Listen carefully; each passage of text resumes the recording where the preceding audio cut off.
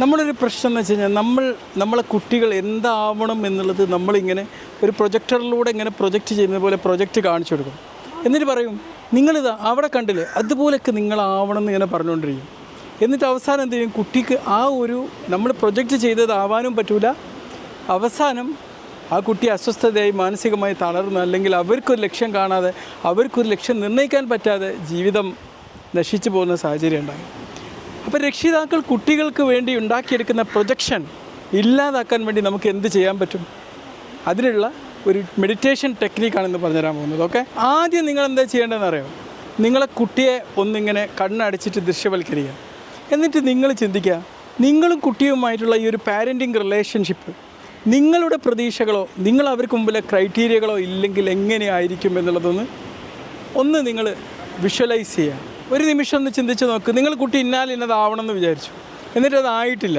പക്ഷേ നിങ്ങൾ പ്രത്യേകിച്ച് ആ കുട്ടിക്ക് ഒരു ഇന്നതാവണമെന്ന് വിചാരിക്കാതിരുന്നിട്ട് നിങ്ങൾ ആ കുട്ടിയെ കാണുന്നത് തമ്മിലുള്ള ബന്ധമൊന്നും വിജയിച്ചു. അതാണ് ഒരു യുണീക്ക് റിലേഷൻഷിപ്പ് എന്നാണ്. അതാണ് അതിൻ്റെ ഒരു ഹാർട്ട്ഫുൾ ആയിട്ടുള്ള റിലേഷൻഷിപ്പ് എന്നാണ്.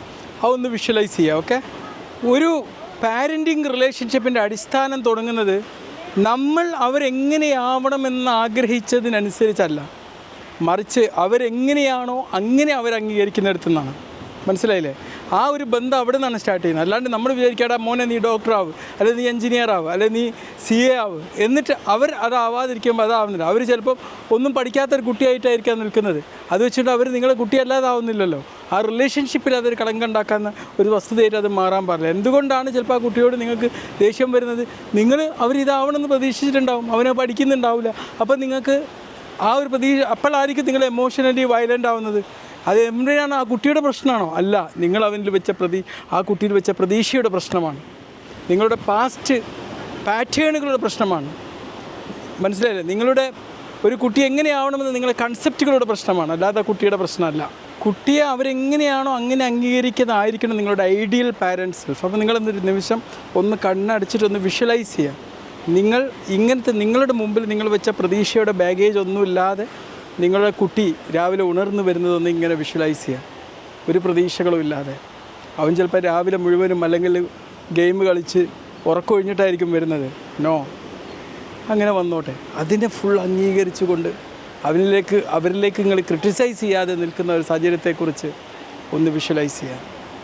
എന്നിട്ട് നിങ്ങളുടെ സന്തതിയുമായിട്ട് നിങ്ങൾ അങ്ങനത്തെ ഒരു എക്സ്പെക്റ്റേഷനും ഇല്ലാതെ ആ കുട്ടിയോട് നിങ്ങൾ സംസാരിക്കുന്നത്, നിങ്ങൾ അവരുമായി ഇടപഴകുന്നത് ഒന്ന് വിഷ്വലൈസ് ചെയ്ത് നോക്കുക. നിങ്ങൾക്ക് മുമ്പ് കണ്ടതിനേക്കാളും നിങ്ങൾക്ക് ഹാപ്പിയാണോ, നിങ്ങൾക്ക് കൂടുതൽ സന്തോഷം നൽകുന്ന കാര്യമാണോ, ഒന്ന് ഒബ്സർവ് ചെയ്ത് നോക്ക്. You will be happy more. കുട്ടിക്കും കൂടുതൽ സ്വാതന്ത്ര്യം കിട്ടിയിട്ടുണ്ടാവും.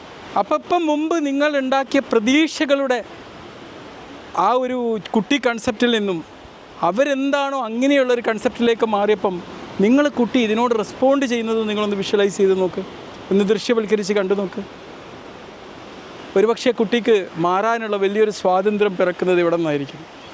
ഇനി നിങ്ങളുടെ പാരൻറ്റിങ്ങിന് വ്യക്തമായിട്ടുള്ള ഒരു ഉദ്ദേശം ഉണ്ടാക്കിയെടുക്കാം. എന്ന് വേണമെങ്കിൽ എൻ്റെ കുട്ടിയെ ശരിക്കും കേൾക്കാനുള്ളൊരു നല്ല മനസ്സ് ഞാൻ കാണിക്കും. അങ്ങോട്ട് തർക്കിക്കാതെ, അങ്ങോട്ട് ഉപദേശിക്കാതെ, അങ്ങോട്ട് ടീച്ച് ചെയ്യാതെ കേൾക്കുന്നൊരു മനസ്സുണ്ടാവും.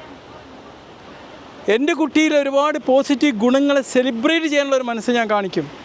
എന്നിട്ട് അത് സെലിബ്രേറ്റ് ചെയ്തിട്ട് നിങ്ങളുടെ പാരൻറ്റിങ്ങിലേക്ക് നിങ്ങളുടെ പുതിയ കൺസെപ്റ്റുമായി, നിങ്ങൾ പുതുതായിട്ട് ഇൻസ്റ്റാൾ ചെയ്ത ഈ വിശ്വാസ സംഹിതവുമായി നിങ്ങളുടെ കുട്ടികളെ പരിചരണ മേഖലയിലേക്ക് നിങ്ങൾ ഇറങ്ങി പുറപ്പിച്ചു കഴിഞ്ഞാൽ നിങ്ങളും മാറും, കുട്ടിയും മാറും. ബൈ.